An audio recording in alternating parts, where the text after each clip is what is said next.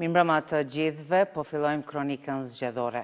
Ka nisur sot zyrtarisht fushata elektorale 10 ditore për zgjedhjet e parakohshme parlamentare të 7 qershorit.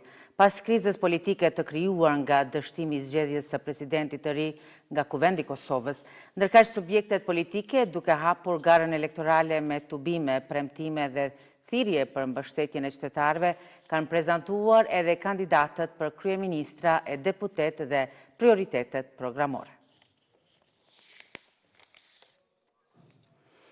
Lëvizja vetëvendosje ka hapur zyrtarisht fushatën për zgjedhjet e 7 qershorit në qytetin e Ferizajt. Në këtë qytet u premtua nga 1 miliard euro në vit për ushtrinë, për investime kapitale e për prodhimtarinë.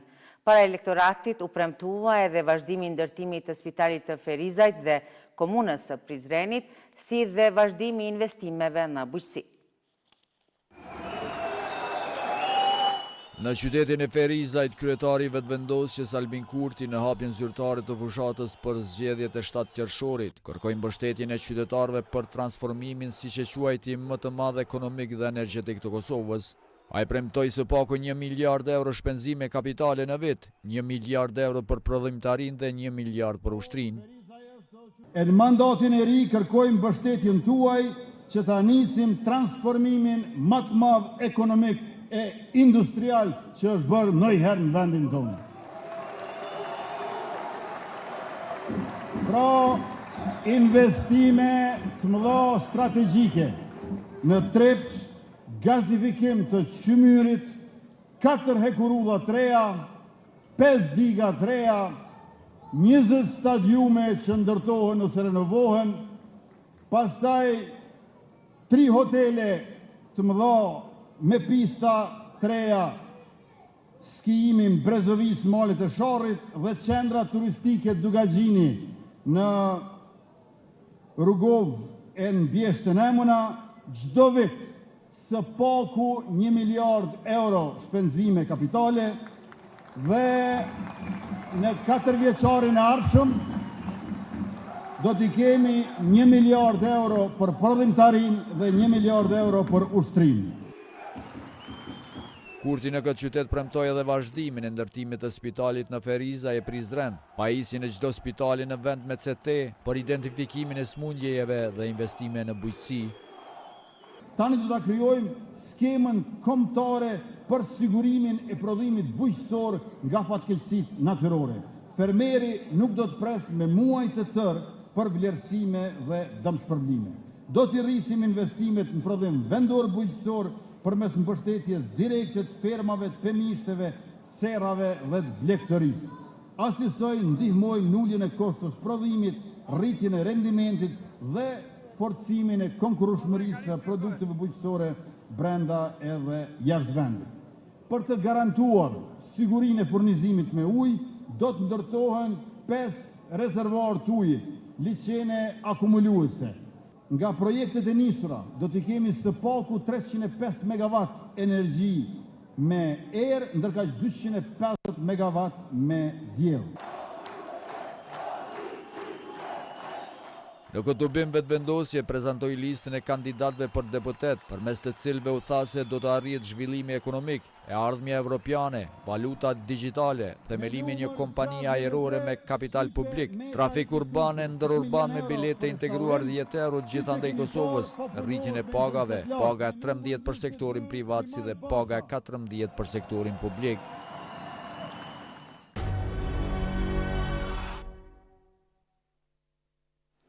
Edhe Partia Demokratike e Kosovës zyrtarisht ka hapur fushatën elektorale për zgjedhjet e 7 qershorit në qytetin e Ferizajt. Në këtë komunë, nga kjo parti u premtua rritje e pagave deri në 50% për punëtorët e sektorit publik dhe heqja e TVSH-s për produktet bazë, po ashtu u premtuan investime në energji dhe teknologji. Garën për kryeministër të vendit, kandidati i Partisë Demokratike të Kosovës Bedri Hamza e filloi nga qyteti i Ferizajt, ku premtoi se me qeverisjen e tij, secila familje do të ketë më shumë të ardhura mujore dhe bursa të veçanta për studentët. Gronte deri në 30% për investime, mbështetje për prodhuesit vendor, mbështetje për supermarketet, sepse ekonomia nuk ndërtohet me propagandë. Ekonomia ndërtohet duke punuar dhe duke krijuar vende pune. Ne do të investojmë në energji, në infrastrukturë dhe në teknologji. Do të ndërtojmë kapacitetet të reja energjetike. Do të investojmë në rrugë dhe hekurudha. Do të ndërtojmë infrastrukturën digjitale të Kosovës, sepse një shtet modern nuk mund të mbetet peng i krizave të përhershme. Ne do të reformojmë shëndetësinë, sigurime shëndetësore për të gjithë, borna folas për smundjet kronike, qendër kombëtare të urgjencës mjekësore, program kombëtar për pacientët me kancer, sepse askush nuk duhet varfërohet për të shëruar. Ne do të reformojmë arsimin. 30 milion euro në vit për studentët, bursa për studentët 30 milion. Aftësim profesional të lidhur me tregun e punës. Hamza shtoi se zgjedhjet e 7 qershorit janë ndryshimi i mundësive të qytetarëve. Miq të dashur, unë nuk hyj në këtë garë për konflikte personale. Unë hyj në këtë garë sepse besoj që shteti funksionon për qytetarët. Unë besoj që politika nuk është teatër. Politika është përgjegjësi. Leadershipi nuk është zhurmë. Leadershipi është rezultat. Prandaj, sonte para juash, duhet flas qartë për drejtimin që do të marrë Kosova. Qeveria jonë do të jetë qeveri e punës, qeveri e zhvillimit, qeveri e dinjitetit për qytetarët. Ne do t'i ulim çmimet, do t'a heqim të vëshën nga produktet bazë. Qytetarët do të kenë më shumë para në xhepin e tyre, jo më shumë bardh mbi shpinën e tyre. Ne do të rrisim pagat dhe pensionet. Kandidati për kryeministër nga radhet e PDK-s, Bedri Hamza, më tej premtoi se bizneset do të ndihmohen me tatim më të ulët për pagat e punëtorëve dhe investime në energji dhe teknologji. Për deputet në Kuvendin e Kosovës nga komuna e Ferizajt garojnë 8 kandidat.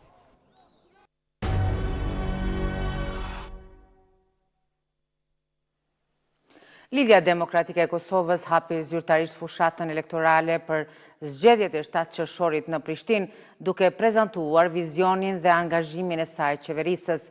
Në sallën 1 tetori, para të pranishmeve në Tubim, u premtuan investime kapitale dhe investime të rëndësishme në infrastrukturë, si dhe rritje të shtesave për fëmijë, punësim për të rinj. Kandidati për kryeministër nga Lidhja Demokratike e Kosovës, Lumir Abdigjiku, në hapje të fushatës elektorale në Prishtinë, premtoi investime milionëshe, rritje të shtesave për fëmijë, punësim për të rinjt dhe investime kapitale. Do ta bëjmë shtetin krah të familjes. Me ministrinë e familjes, me 200 euro në muaj për secilin të posalindur, për plot një vit, ky është zëtimi ynë i parë në këtë fushatë. Me shtesa mujore për secilin fëmijë deri në moshën 16 vjeçare, me mbështetje të drejt për gratë kujdesare dhe me 2 fyshim të pensioneve pa asnjë pension Kosovë në 300 euro, sepse një republikë serioze nuk e lë askënd prapa. Dhe për secilin të ri që diplomohet, shteti nuk do të jetë spektator, shteti do të bëhet partner, me punësim të garantuar për së paku 6 muaj me 500 euro mbështetje, do sigurojmë punësim për secilin të posadiplomuar në Kosovë. Sepse nuk mund kërkosh besim nga rinia nëse nuk i jep asnjë arsye për të besuar kësaj rinie. Mësuesi i Kosovës do të ketë pagë 1000 euro në qeverisjen tonë. Polici, ushtari, inferieri, zjarfiksi do të kenë paga nga 900 euro në muaj paga bazë. Koeficienti 150 për mbi 80.000 punëtor publik mbetet premtimi ynë. Abdigjiku premtoi edhe investime të rëndësishme në infrastrukturë. Ana Moravës, i zotohemi përfundimin e menjëhershëm të autostradës në Gjilan e deri te Llojbar. Llapit, autostradën Ibrahim Rugova deri në Merdar. Pejës, Dukagjinit, autostradën e Dukagjinit mohuar ndër dekada. Mitrovicës e Gjakovës, magjistrale të shpejta të lënë të tashmë për asnjë ditë pune. Ndërkaq, kandidatja për presidente nga radhët e LDK-s, Vjosa Osmani, tha se po nis këtë rrugtim për të qenë të bashkuar për një Kosovë të zhvilluar dhe më të fortë se kur. Po e nisim duke lidhur besën me njëri tjetrin e duke u betuar para popullit e para Zotit se këtë shtet që e kemi amanet të rrugovës e të dëshmorve nuk do ta lëmë që të shkatërrohet nga përçarjet, por do ta ndërtojmë edhe më shumë, do ta zhvillojmë edhe më shumë, do ta integrojmë edhe më shumë e do ta mbrojmë edhe më shumë. LDK prezantoi edhe kandidatet për deputet nga radhët e saj, duke nënvizuar se bëhet fjalë për një ekip të përkushtuar, i cili do të angazhohet për përfaqësim të drejtë të qytetarëve dhe adresimin e kërkesave të tyre në mënyrë efektive.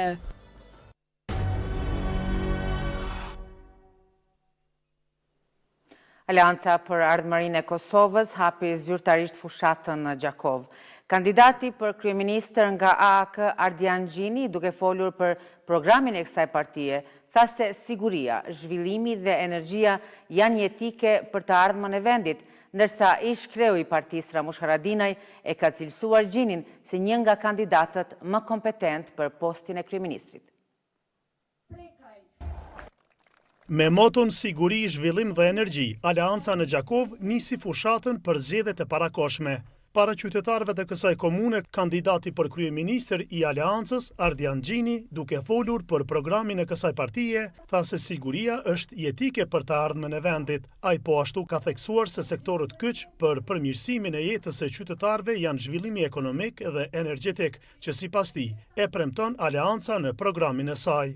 Siguria është jetike për me i rrit që ato penzione për që po flasim, e që ato paga, e me i bo rrugët më të mira, e me i bo paqet më të mira, e spitalet e shkollat, pa siguri zbën. E dyta, energjia. Dëgjoni, nëse ka mëkat që është bo këti veni prej njerëzve me ose pa vetdije, është ndalimi i projekteve energjetike. Duhet Kosova, duhet Gjakova, duhet me kuptu, më qunë kom, me thonë jo, nuk është patriotizëm, edhe sot me dalë dikush me thonë kapacitet energjetike në Kosovë, nuk e të mira, jënë të këqia, nuk e dojnë ata, nuk e dojnë këta, na del ma shtrejt. Ish kreu i partisë Ramush Haradinaj vlerësoi Ardian Gjinin duke e quajtur atë një nga kandidatët më kompetent për postin e kryeministrit. Sipas tij, Gjini do ta përfaqësonte vendin me dinjitet. Votojmë një ditet për energjitë prodhume në Kosovë, me smim tonin, që është 3 herë ma lirë. Shesim energjitë tonin, letë pasurohen ata që plejnë e shesim. Po letë pasurohen të jeshit energjinë tonë, e jo na të që parën tonë të armisht tonë me ble energjinë 2 herë, një herë nga subvencionimi nga buxheti ynë, e pastaj qytetari. Pse duhet me leju kështu ju lutem? Ku ja kemi borç këtë në Kosovë, me vazhdu me leju me në ndohja? Po ashtu në këtë tubim Aleanca u bëri thirrje qytetarëve që ta votojnë 128 dhe programin e Ardian Gjinit, program ky nga i cili nuk do të shihen qytetar të papunë. Në fund, Aleanca prezantoi edhe kandidatët për deputet në Kuvendin e Kosovës.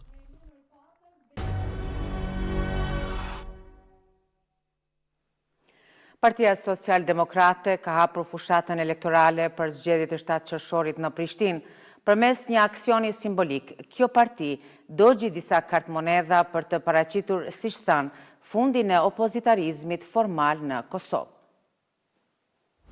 Partia Social-Demokrate ka hapur fushatën elektorale për zgjedhjet e 7 qershorit përmes një aksioni simbolik, ku dogjen disa kartmonedha për të paraqitur, siç u tha, fundin e opozitarizmit formal në Kosovë.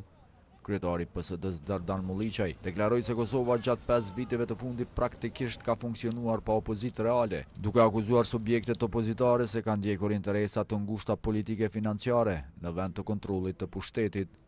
Kosova është qeverisur nga një subjekt pa opozitë, pa kundërshtime dhe pa kontroll mbi këtë qeverisje.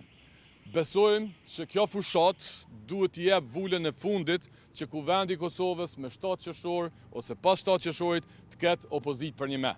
Besojmë që opozita për një mend është veç një adresë, është numri 129 dhe është numri i PSD-s.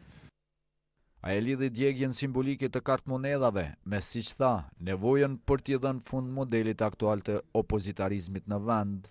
Është koha vendimtare që të bëjmë një pikë prerje që partitë politike të janë të organizuar rreth ideve, rreth kauzave, rreth çështjeve e jo rreth interesave, qofshin ato grupore apo individuale.